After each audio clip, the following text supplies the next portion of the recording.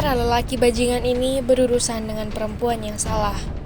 Bagaimana ceritanya apabila dirimu yang baru saja keluar dari penjara mendapatkan kabar bahwa adik bungsumu diculik dan diperkaos oleh para preman? Ini dia film No Mercy yang dibintangi oleh Lee Seung beserta aktor hebat lainnya.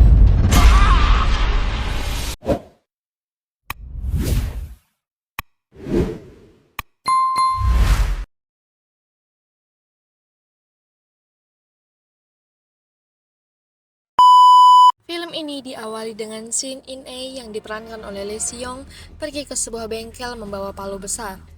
Diketahui bahwa In-ae merupakan seorang perempuan yang sebelumnya bekerja di bidang keamanan, namun tertangkap dan baru dibebaskan dari penjara. Setelah lepas dari penjara, In-ae segera menemui adik bungsunya yang bernama In-hye. Sayangnya, In-hye memiliki keterbelakangan yang menyebabkan dirinya tak seperti orang pada umumnya. Namun In-hye memiliki sifat yang sangat periang dan sangat penyayang. Keesokan paginya sebelum pergi ke sekolah, In-hye memberi sebuah sepatu dan dress berwarna merah untuk kakaknya. Namun sayang, setelah jam pulang sekolah, para pembuli di kelasnya justru menahan In-hye hingga larut malam di karaoke dan juga hotel. In-hye yang sangat khawatir akhirnya mencari adiknya karena tak pulang-pulang. Akhirnya In-hye memutuskan untuk melapor ke sekolah dan polisi.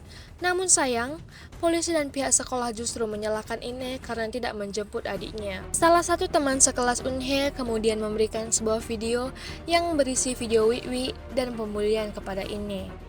In-hye yang sangat terkejut kemudian memutuskan untuk mencari di mana adiknya dan siapa dalam kejahatan tersebut. Dan disinilah ketegangan film No Mercy akan dimulai. Pada tahap pertama, In-hye memutuskan untuk bertemu dengan para pembuli adiknya yang berada di sekolah. Para pembuli tersebut mengatakan bahwa In-hye kemungkinan besar berada di para rentenir dan rumah bordil. Adapun pria yang menjual In-hye ke rumah pija dan karaoke bernama Ha Sung-man. In-hye dipaksa untuk melayani dan memuaskan para pengunjung pria yang berkunjung ke tempat karaoke tersebut. In-hye yang berhasil mencuri mobil dan uang kemudian mengikuti jejak Ha Sung-man untuk menemukan adiknya. In-hye kemudian menelpon Sung-man dan meminta di mana keberadaan adikku. Namun dengan tengil Sung-man menjawab bahwa adiknya saat ini berada di rumah bordil. In-hye yang sangat marah tanpa babi bu kemudian menabrakkan mobilnya dan juga mencekik Sung-man. Sung-man yang tidak terima juga memberontak dan akhirnya sempat adu fisik dengan In-hye. Akhirnya In-hye menang dan mendapatkan jawaban bahwa saat ini adiknya berada di sebuah rumah yang dikelola oleh Seo Jung. CEO Jung juga tidak bersahabat kemudian membuat In-hye terpaksa pergi ke kantornya dan menghajar seluruh anak buahnya termasuk perempuan yang sempat menampar In-hye tadi. CEO Jung mengatakan bahwa In-hye sudah pergi dan kemungkinan sudah dibawa oleh seseorang pria yang berjas. Tak sampai di situ, ternyata pria jas ini berencana untuk membawa In-hye kepada seseorang anggota dewan yang dikenal sebagai anggota Dewan Park. Ternyata, pria pencuri berjas ini adalah suruhan dari anggota Dewan Park. Dewan Park diketahui memiliki dendam yang sangat besar dengan In-hye. Oleh sebab itu, ia menyuruh suruhannya untuk mengurus adiknya dulu, yang tak lain adalah In-hye. Di lain sisi, In-hye kemudian mendatangi sebuah toko kelontong dan menanyakan apakah adiknya menelepon mereka kemarin. Namun pria tua pemilik toko tersebut menunjukkan peringai yang sangat aneh. Ternyata selama ini pria tua tersebut telah memanfaatkan keterbelakangan In-hye dan mencoba melakukan pelecehan seksual. Tak sendirian, ia juga mengajak temannya yang juga adalah seorang fotografer untuk melakukan hal yang sama kepada In-hye. Bagi orang yang kesurupan, ternyata ada seorang pria tua lagi yang juga melakukan hal yang sama terhadap In-hye.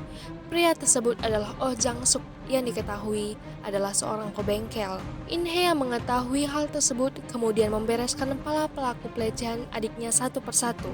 Pertama, ia mendatangi sang pria tua, kemudian mendatangi sang fotografer, dan akhirnya dia memukul pebengkel Oh dengan palu besar milik bengkel Bapak Oh dan akhirnya membunuh mereka satu persatu. Sebelum ajalnya, Pak Oh mengatakan bahwa dalang dari semua kejadian ini adalah Dewan Park. Ternyata, sebelum In-hye ditangkap, dirinya pernah sempat bersiteru dengan Dewan Park karena juga sempat melakukan tindakan asusila terhadap adiknya. Balik ke 3 tahun lalu, tahun yang menceritakan dan juga menjelaskan semua kejadian ini. Ternyata Eun-hye sudah mulai dilecehkan sejak awal SMA oleh ketiga lelaki tua keparat yang sudah kita bahas tadi. Setelah pelecehan oleh pebengkel Oh, Dewan Park kemudian melanjutkan kejahatan tersebut kepada Eun-hye. In-hye yang saat itu sudah melihat peringai adiknya yang cukup aneh, kemudian mencari tahu siapa pelakunya dan akhirnya melakukan kekerasan terhadap Dewan Park, yakni memasukkan obeng ke matanya. Oleh sebab itu, In-hye akhirnya dipenjara selama 2 tahun karena kekerasan. Plot twistnya lagi, ternyata pria perjas yang mencuri Eun-hye dari karaoke adalah orang yang baik. Ternyata selama ini dirinya yang mengawasi Eun-hye agar tidak dicelakai oleh bosnya sendiri, yakni Dewan Park. Karena melindungi Eun-hye, pria berjas tersebut kemudian berhasil disandera oleh Dewan Park dan juga mencoba membunuhnya. Di lain sisi, In-hye bersiap-siap untuk membunuh Dewan Park yang tak lain adalah dalang dari semua kejadian asusila ini. Perseteruan pun dimulai. In-hye mendatangi kediaman Dewan Park dan bergulat dengan seluruh anak buah Dewan Park yang berjumlah hampir 15 orang. Setelah sekian lama, In-hye akhirnya berhasil melumpuhkan seluruh anak buah dan Dewan Park sendiri. Setelah sekian lama, In-hye yang memiliki kondisi yang sangat parah dan juga babak belur, akhirnya bertemu dengan adiknya Eun-hye yang sudah sangat menanti kedatangan kakaknya. Memiliki ending yang bahagia. Itu dia review film No Mercy yang dibintangi oleh Lee Seung dan juga aktor-aktris hebat lainnya. Sebelum mengakhiri, yuk dengar dulu bagaimana tanggapan Nanas dan Icha terkait film ini. Check it out. Wih, keren banget filmnya, Nas. Setuju. Gak nyangka banget loh kak, aktris Lee Seung itu bisa swag abis di film No Mercy ini. Kalau menurut kamu, film ini gimana, Nas? Nah, di balik luar biasanya Lee Seung ya kak, aku terpukau banget nih sama jalan cerita film ini. Kayak nggak sengaja gitu aku jadi merasakan gimana sih rasanya punya adik atau saudara yang tiba-tiba diculik. Kayak hancur banget gitu nggak sih kak? Kayak kita tiba-tiba dengerin saudara kita itu dilecehin kayak gitu.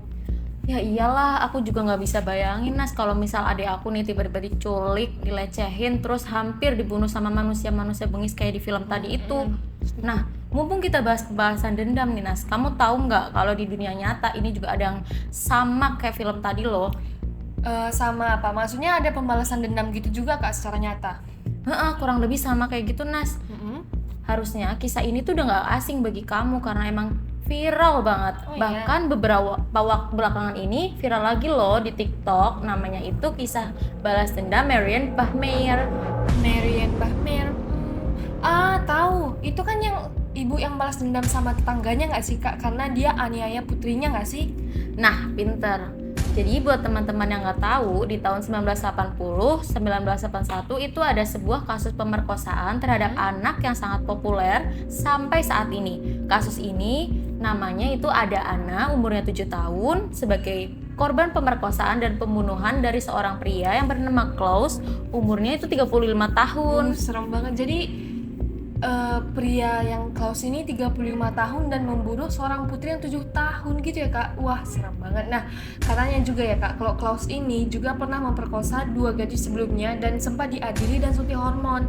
Tapi tak kenapa ya kok tega banget gitu loh sama putri 7 tahun gitu, kayak serem banget kak. Nas, dan yang menariknya dari kisah ini itu si ibu Ana yang namanya Marian ini balas dendam langsung ke Klaus loh. Gimana tuh? Jadi nih, Klaus ini kayak nyangkal-nyangkal terus. Dia bilang kayak bukan dia yang memperkosa dan membunuh anak. Padahal itu buktinya udah jelas banget. Nah, karena Marian ini marah ya. Jelas lah marah karena seorang ibu ya kan. Jadi dia langsung nembakin 7 peluru di Klaus pada hari persidangannya loh. Nah jadi Marian itu nembak Klaus di depan para hakim, polisi, saksi gitu maksudnya ya kak? Iya Nas, jadi meskipun pembalasan dendam Marian ini salah, tapi masih banyak loh yang mendukung dia. Kalau sekarang gimana nih kabar Marian ini kak? Aku baca dari beberapa sumber ya Nas, Marian ini dihukum karena pembunuhan dan kepemilikan senjata api, sehingga dia tuh dinilai melanggar hukum. Lalu dia dijatuhi hukuman 6 tahun dan dibebaskan dalam masa percobaan setelah menjalani hukuman 3 tahun. Nah, si Marian ini pindah ke luar negeri sebelum kembali ke Jerman karena dia didiagnosis kena kanker pankreas. Lalu dia akhirnya meninggal di usia 46 tahun dan dimakamkan di samping putrinya. Oh, di samping si Anna itu berarti ya Kak ya? Iya, benar. Walaupun akhirnya endingnya se-ending banget, tapi ya mungkin ini udah ending yang terbaik ya buat Marian dan juga Anna. Semoga Marian bisa lega lah setelah membalas dendam terhadap putrinya tersebut, ya kan Kak? Aku juga setuju sih, karena menurut aku emang itulah ending yang terbaik bagi mereka.